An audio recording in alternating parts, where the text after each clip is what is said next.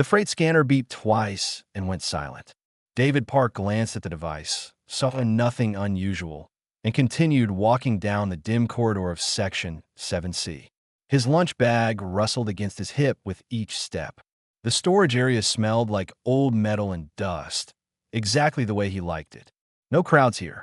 No forced conversations with coworkers who always asked too many questions about his weekend plans or family back on Earth. He turned the corner, expecting to find his usual spot near the old compression units. But someone had stacked new cargo containers right where he always sat. David sighed and looked around. The section stretched out in front of him, filled with forgotten shipments and unclaimed boxes from companies that went bankrupt decades ago. Meridian Gate kept everything for 100 years before disposal. Legal requirement that a flat surface near some display cases caught his eye. Good enough. David walked over and sat down on the floor, back against the wall. He pulled out his sandwich and opened his thermos. The soup inside was still warm, vegetable and rice, the same thing his grandmother used to make when he was small. The memory didn't hurt as much anymore. 5 years since the mining accident. 5 years since he lost everyone. He took a bite and chewed slowly. The silence felt comfortable here. Nobody rushing past. Nobody asking him to fix something immediately. Just him and the quiet hum of the station's life support systems running through the walls. David started humming without really thinking about it. An old song his grandmother taught him. Something about mountains and rivers back on Earth. The melody was simple, the kind that stuck in your head for days. He hummed between bites, letting the tune fill the empty space around him. The display case beside him held what looked like a large stone. Smooth and gray, about the size of a beach ball. The label was faded, but he could make out a few words. Property of Draconus Collective. Decorative sculpture. David had seen the Draconus species before, tall reptilian beings who walked like they owned every station they visited. They probably did own most of them. He kept humming and drinking his soup. The stone in the case looked ordinary. Just another forgotten piece of cargo gathering dust while the galaxy moved on without it. David understood that feeling. Something changed in the air, a warmth that hadn't been there before. David looked up from his thermos and stared at the case. The stone was glowing. Faint, barely visible, but definitely glowing. A soft golden light pulsed from somewhere inside it. David set down his lunch and stood up slowly. He moved closer to the case, watching the stone carefully. A thin crack appeared on the surface, running from top to bottom like a lightning bolt frozen in place. The glow grew stronger. The crack widened. This was not a stone. His hand reached toward the glass case without permission from his brain. The moment his palm touched the surface, the object inside split completely in half. Pieces of shell fell away, and something moved in the center. Something alive that a small creature tumbled out onto the bottom of the case, all awkward limbs and folded wings. It was covered in dark scales that caught the light like oil on water. The creature opened its eyes and looked directly at David through the glass. Those eyes were bright gold, intelligent and aware. It chirped. A sound like a bird, but deeper, more musical. The creature struggled to stand on wobbly legs, shook itself, and chirped again. Its gaze never left David's face. Alarms started screaming throughout the section. Red lights flashed along the ceiling. David heard boots pounding down the corridor, coming fast. Security teams by the sound of it. But he couldn't look away from the small creature in the case. It was pressing itself against the glass now, reaching one clawed hand toward where his palm still rested on the outside. A dragon. That was a dragon hatchling. David had seen pictures in the station database. The Draconus species raised them as partners, bonded companions that fought beside them. But dragons only existed on the Draconus homeworld. They weren't supposed to be here, hidden in storage and labeled as decorative sculpture. The security team burst around the corner, weapons drawn. Their leader, a Quellan with 4 arms, shouted something about stepping away from the case. David heard the words, but they seemed distant and unimportant. The hatchling was still reaching for him, still chirping in that musical voice. David made a choice without really understanding why. He found a case latch and opened it. The dragon hatchling immediately climbed up his arm and settled against his chest, wrapping its tail around his waist. It was warm, almost hot to the touch. The creature pressed its head under his chin and made a sound like a cat purring mixed with crackling fire. The security team froze. Their leader lowered his weapon slowly, all four arms falling to his sides. His expression shifted from anger to complete confusion. Nobody moved. Nobody spoke. The alarms kept blaring, but they seemed very far away now. David looked down at the hatchling clinging to him. It looked back up with those gold eyes and chirped once more. This time, David understood somehow, without words or explanation. The creature was saying hello. The creature was saying home. The creature was saying you. His grandmother's song was still running through his head. David started humming it again, very quietly. The dragon hatchling's purring grew louder. Someone finally shut off the alarms. The silence that followed felt heavier than the noise. David sat on the floor, exactly where the security team told him to sit. The dragon hatchling refused to leave his lap. Every time someone tried to pick it up, the creature hissed and small sparks shot from its nostrils. Dr. Nth arrived 30 minutes later. The Draconus physician was tall, scaled in deep green, and looked at David the way someone might look at a stain on expensive furniture. He knelt beside the open case and examined the broken shell pieces, turning them over in his clawed hands. His long tail swished back and forth with agitation. 127 years, Dr. Nth said quietly. His voice was rough, like stones grinding together. This egg sat here for 127 years. The Quellan security leader shifted his weight. We thought it was a sculpture. The labels said sculpture. Labels can be wrong. Dr. Nth stood and walked toward David. The hatchling pressed closer against David's chest and growled, a tiny sound that would have been cute if not for the genuine warning behind it. The doctor stopped walking. Fascinating. The imprint has already formed. Imprint. David found his voice finally. It came out smaller than he intended. Dragons bond with the first being they see upon hatching. The first being they sense. Sight, smell, sound, emotional resonance. Dr. Nth tilted his head, studying David like a specimen under glass. It is instinctive and absolute. Once formed, the bond cannot be broken without severe psychological damage to both parties. David looked down at the hatchling. It looked back at him and chirped softly. He felt something when it made that sound. Not just heard it, but felt it somewhere in his chest. A warmth that had nothing to do with the creature's body temperature. So what happens now? David asked. Now we have a problem. Dr. Nth turned to the security leader. Contact Station Commander Rallis immediately and send a message to the Draconus Collective on Cinder. Tell them we have a hatching situation. The Quellan nodded and spoke quietly into his communicator. David wanted to ask more questions, but Dr. Nth was pacing now, tail swishing faster. The doctor muttered to himself in a language David didn't understand. It sounded angry. Station Commander Rallis arrived within the hour. She was Quellan like the security leader, with pale blue skin and intelligent eyes. She looked at David, looked at the hatchling, and sighed deeply. All four of her hands went to her hips. Explain, she said to Dr. Nth. The human was eating lunch. Alone. The egg responded to something about his presence and hatched. The hatchling imprinted on him before security arrived. Can we reverse it? No. Can we transfer the imprint to a proper Draconus guardian? No. Commander Rallis looked at David again. What is your name? David Park. Maintenance engineer, 2nd class. How long have you worked on my station, David Park? 2 years and 4 months. Have you ever been in trouble before? No, ma'am. She nodded slowly and turned back to Dr. Nth. What does Draconus law say about this situation?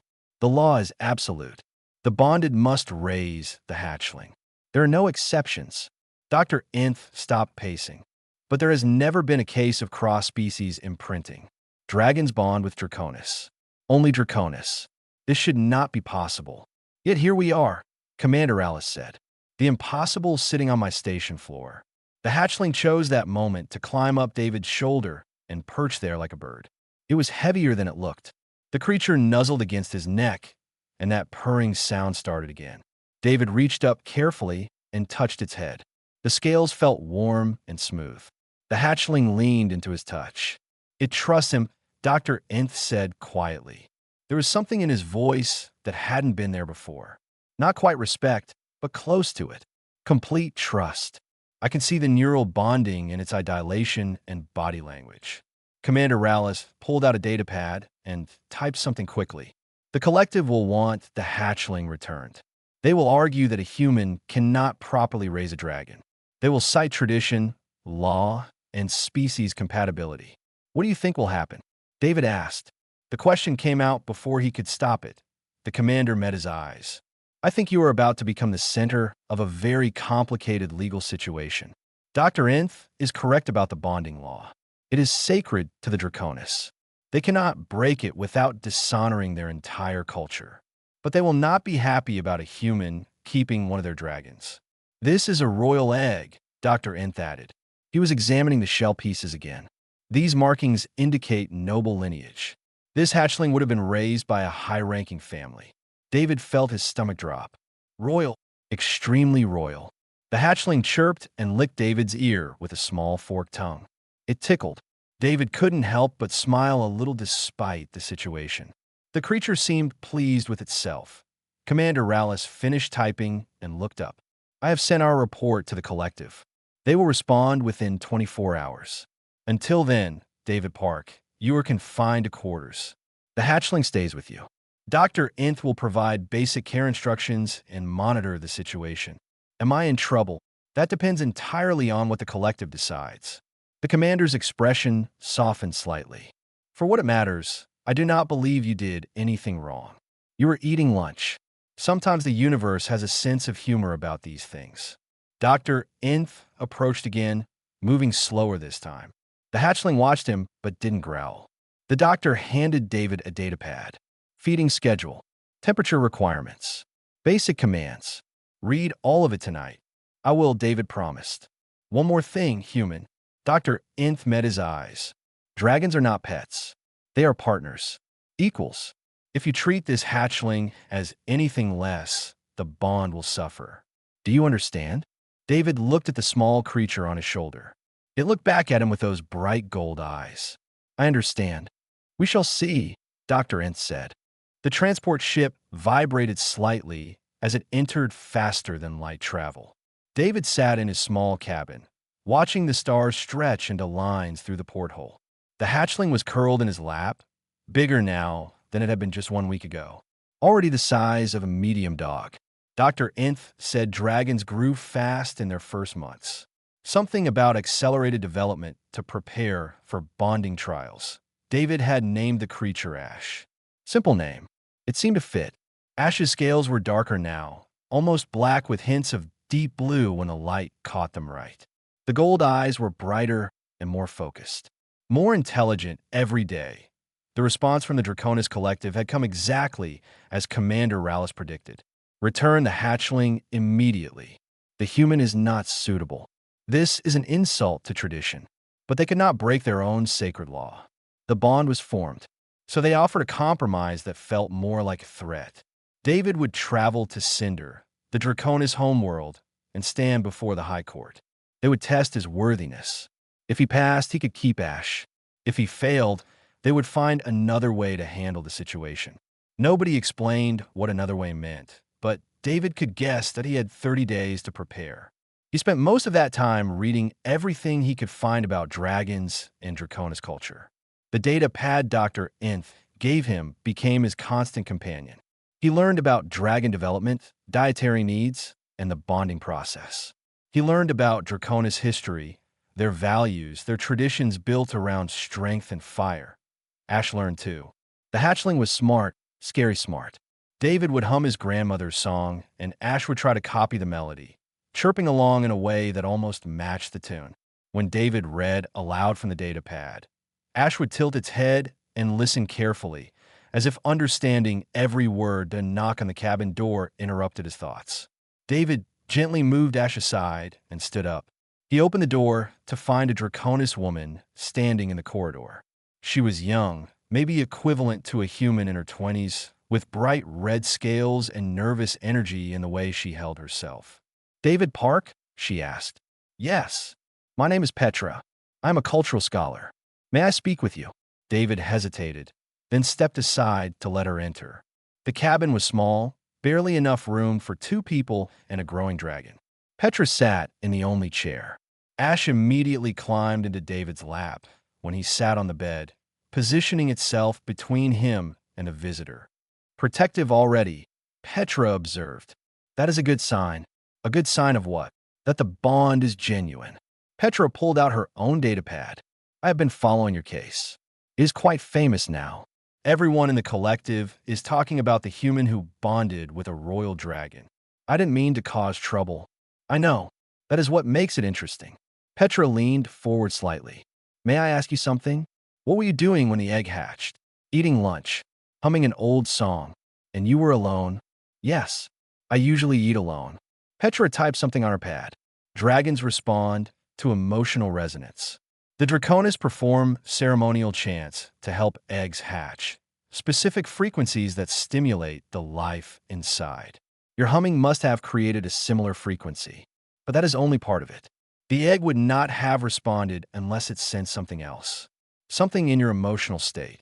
David thought about that moment in the storage section, how he had felt peaceful, content in his solitude, missing his grandmother but not hurting from the loss anymore, just remembering with warmth instead of pain.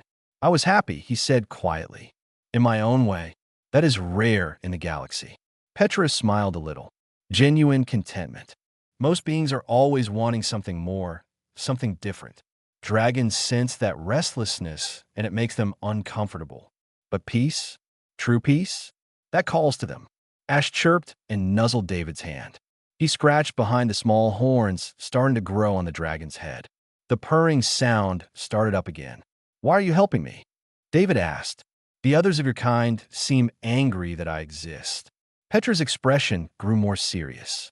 Because I believe the galaxy is bigger than our traditions. I study other species, their cultures, their ways of thinking. Most Draconus believe we are superior because we bond with dragons. But what if dragons bond with us because we possess certain qualities, not because of our scales or our fire? You think humans have those qualities? I think you do, and that terrifies the High Court. Petra stood up, moving toward the door. They will test you, David. Not just your courage or strength, but your connection with Ash. They will try to break what they do not understand. Will I pass? That depends on what passing means to you. She paused at the door. The court expects you to act like a Draconus, to show dominance and power. But that is not what Ash needs from you. Remember that. After Petra left, David sat quietly with Ash for a long time. The dragon had fallen asleep in his lap, breathing slow and steady. David hummed the old song again very softly. Ash's ear twitched, but the creature didn't wake. Through the porthole, the stars continued their stretched dance. Somewhere ahead, in that blur of light, was Cinder, the homeworld, the place where everything would be decided. David wasn't a fighter. He wasn't particularly brave or strong. He was just an engineer who liked quiet spaces and vegetable soup. But Ash had chosen him anyway. Or maybe he had chosen Ash. Maybe that was the same thing 0.2 weeks past in steady routine. Feeding schedules, training exercises, learning to understand the subtle ways Ash communicated. The dragon's vocabulary of chirps and growls expanded daily. David learned that a quick double chirp meant hungry, a low rumble meant uncertain, and a high trill meant happy. Ash learned that David's tone of voice mattered more than his words, that certain touches meant comfort and others meant pay attention. The bond grew stronger. David could feel it now, a constant awareness of Ash's emotional state. When the dragon was content, warmth spread through David's chest. When Ash was anxious, his own heart rate increased. They were becoming synchronized in ways that had nothing to do with logic or biology. The day they entered orbit around Cinder, Petra visited one final time. She brought formal clothing for David to wear before the court and a data chip containing everything she knew about the judges he would face. Remember, she said as she prepared to leave, they will try to make you doubt yourself. Do not let them. David nodded. Ash stood beside him now, already reaching his waist in height.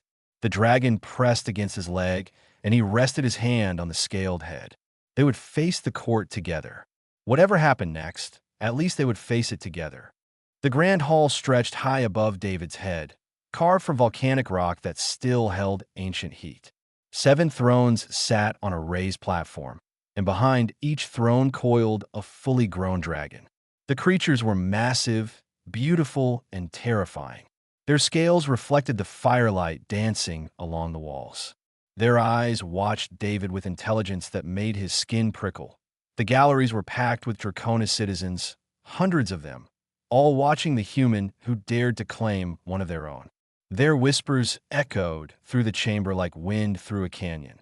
Ash walked beside David, head held high despite being barely a fraction of the size of the adult dragons. The young dragon's tail wrapped around David's leg, a constant connection. David could feel Ash's nervousness through their bond, but also determination.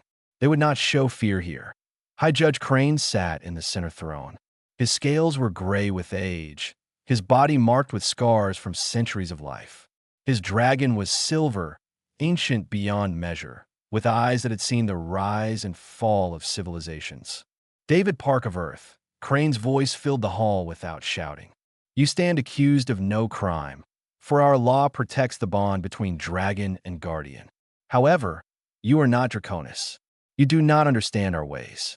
Therefore, we must determine if you are worthy to raise a royal hatchling.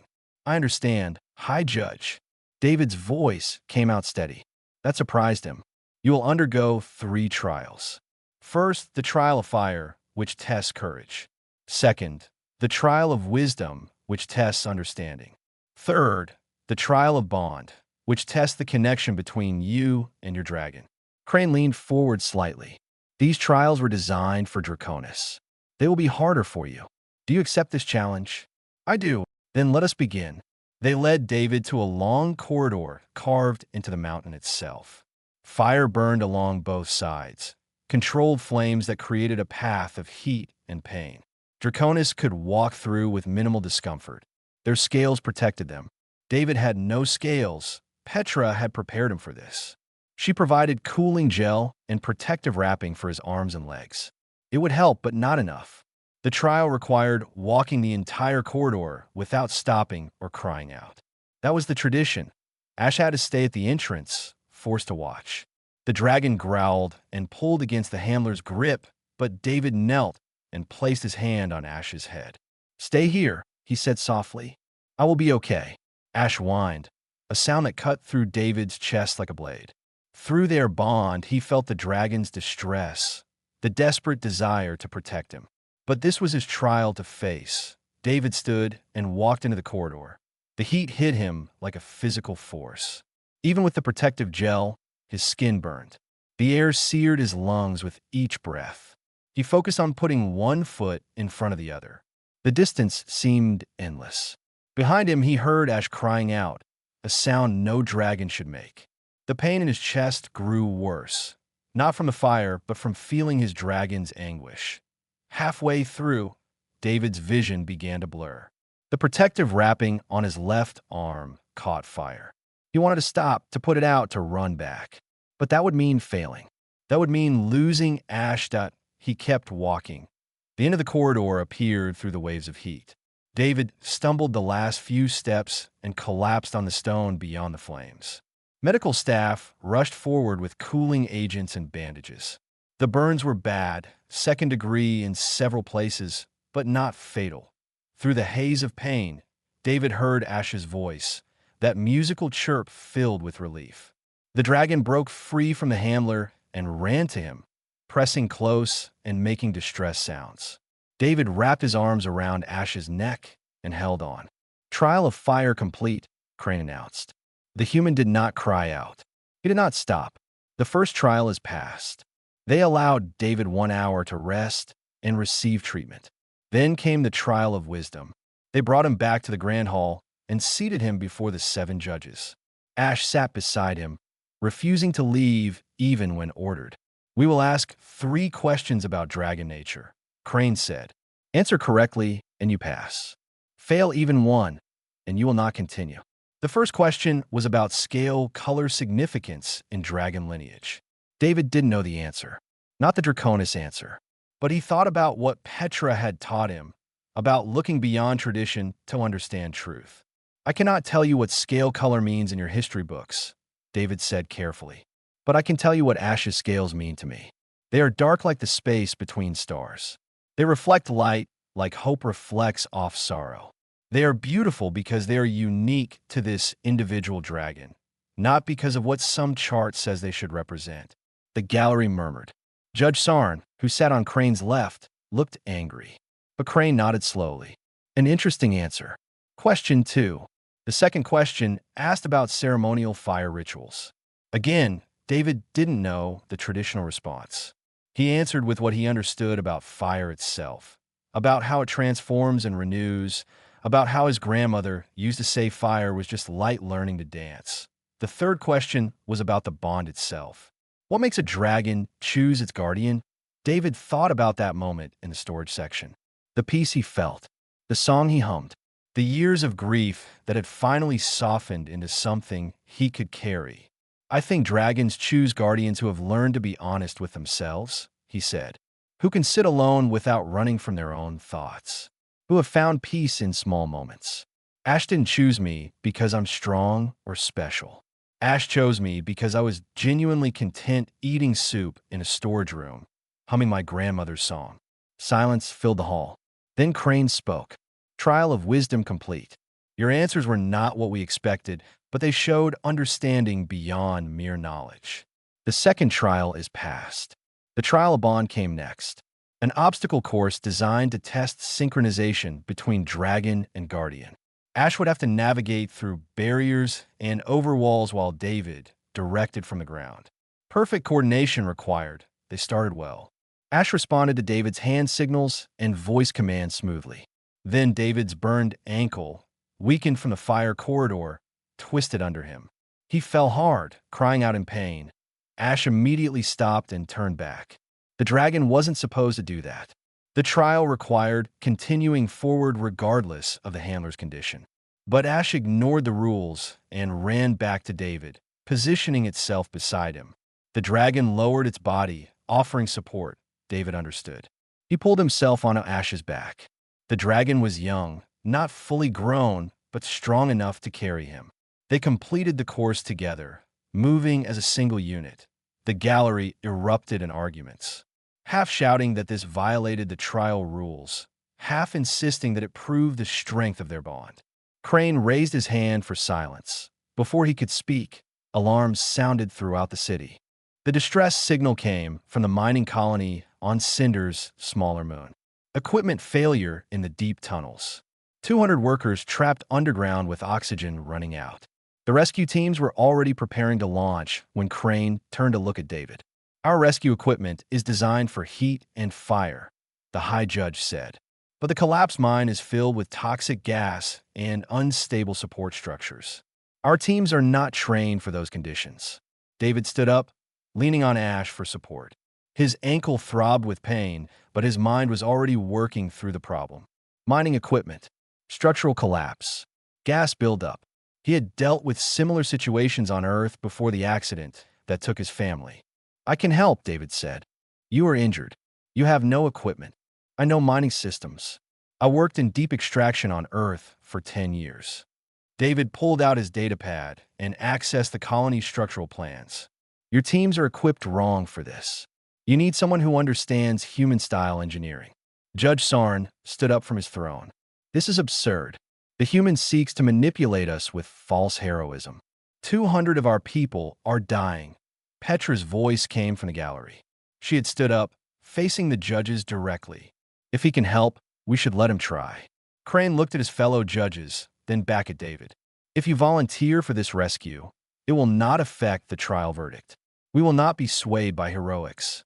I'm not doing this for the trial, David said honestly. People are dying.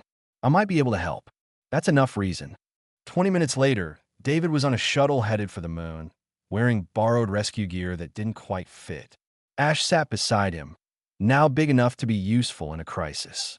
Petra came too, along with 3 Draconus rescue specialists.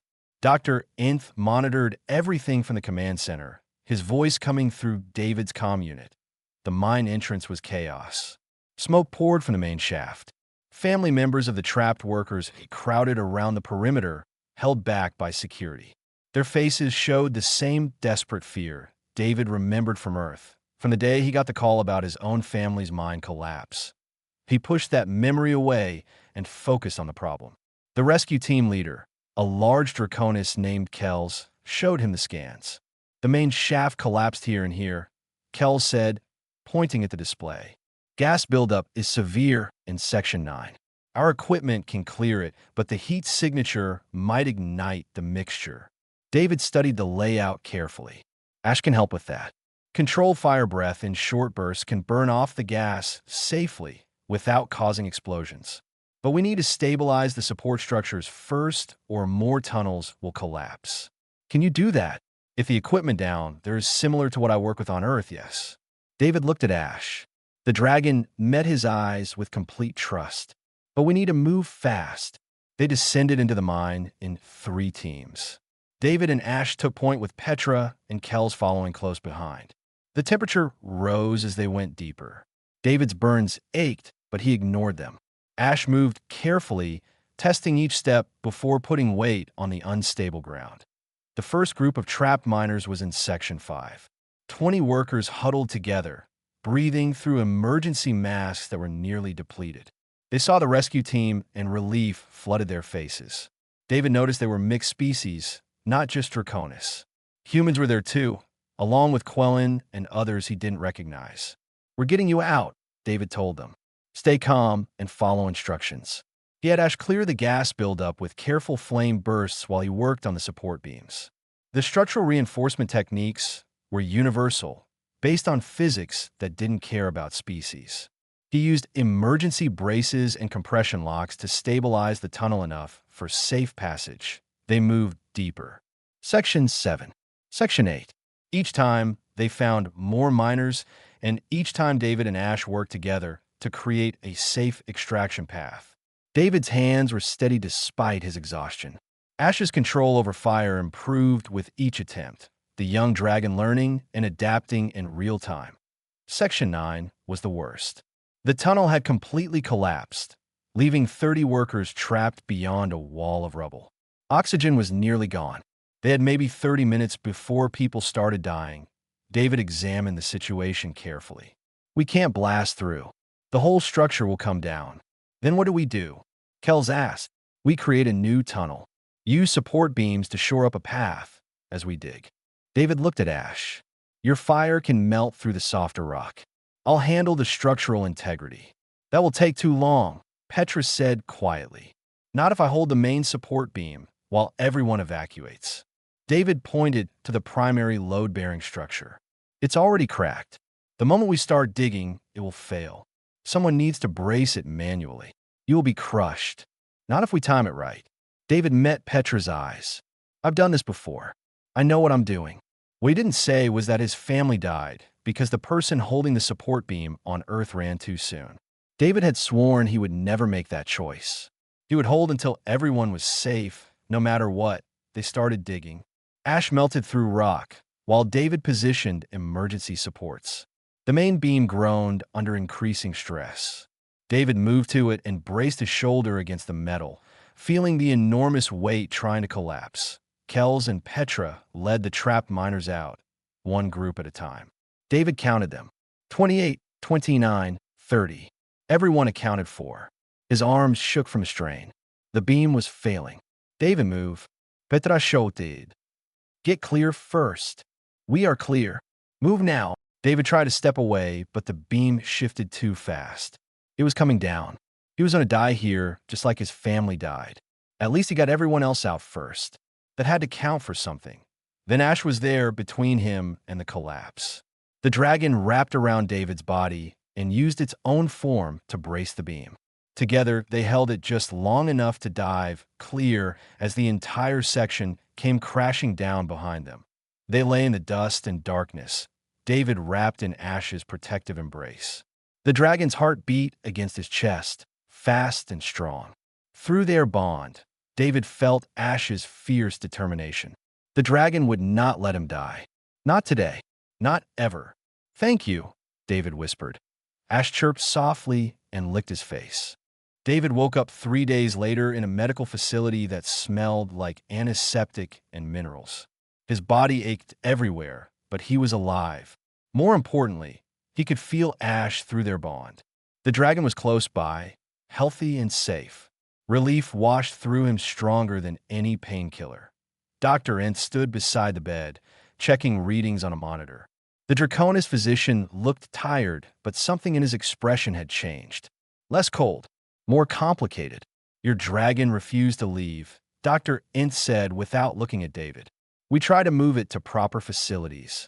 It nearly burned down the medical wing. David smiled despite the pain. Sorry about that. Do not apologize. It was quite impressive, actually. Dr. Nth finally met his eyes. You saved 150 Draconus lives yesterday, and 50 other species. The entire mining colony survived because of your actions. Because of our actions. Ash did most of the work. No, you did it together. That is the point. Dr. Nth pulled up a chair and sat down, a gesture David had never seen him make before. I have been a physician for 90 years. I have seen hundreds of bonded pairs. I thought I understood the connection between dragon and guardian.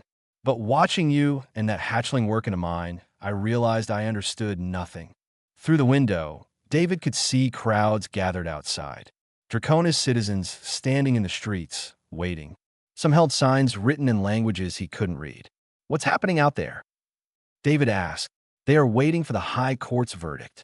Everyone in the city knows what you did. Many opinions have changed. Dr. Nth stood up. The court reconvenes in 1 hour. Can you walk? I can try. The Grand Hall was even more packed than before. Every seat filled, every standing space occupied.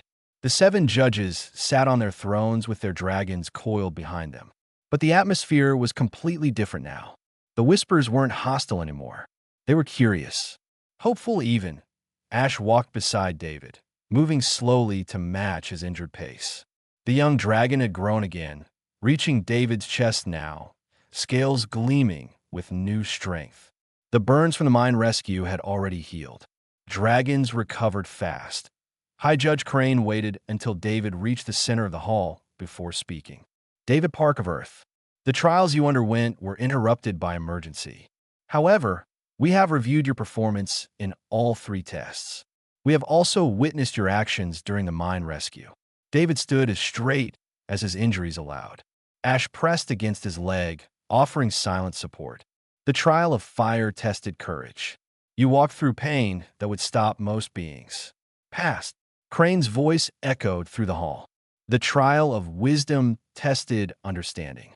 You answered not with memorized knowledge, but with genuine insight into the nature of bonds. Past. Judge Sarn, who had opposed David from the start, stood up from his throne. The hall went silent. David prepared for objection, for one final attempt to separate him from Ash. The trial of bond-tested connection, Sarn said slowly.